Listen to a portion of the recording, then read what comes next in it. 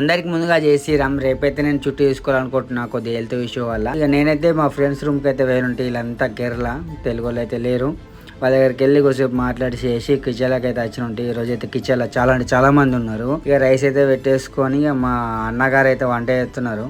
కొద్దిగా కూర పంపిమని చెప్పి ఉంటే పంపిస్తా తమ్మ అన్నాడు. అయితే నేను ఇలా చుట్టూ తీసుకున్నా అనుకోకుండా నేను జీతం పడతాలే అని ఎక్స్పెక్ట్ అయ్యలే కానీ జీతం పడ్డది. జీతం పడ్డ తర్వాత ఓలా కట్టేద్దాం అనేది అయితే కాపుడైతే చూసినుంటే ఇక చూసేసి ఇక డైరెక్ట్ కిందకి వచ్చేసి అసలు అయితే విడ్రా చేసినుంటే చాలా మంది అడుగుతున్నారు అన్న మీ బేసిక్ సాలరీ ఎంత అని. నా బేసిక్ వచ్చేసి 13. 1 మంత్ ఒక చుట్టూ కొట్టకుండా చేస్తే నా సాలరీ ఇది. సో వీళ్ళకి అయితే 2400 అయితే విడ్రా చేసి బ్యాంక్కి వెళ్ళి ఒక 45,000 అయితే పంపించిన. 45,000 పంపించిన తర్వాత మిగతా డబ్బులు అయితే ఉంచుకొని ఉంటే ఆ జీతం పడగానే ఫస్ట్ వేసిన పని ఛాయ్ తాగడం మనస్ఫూర్తిగా.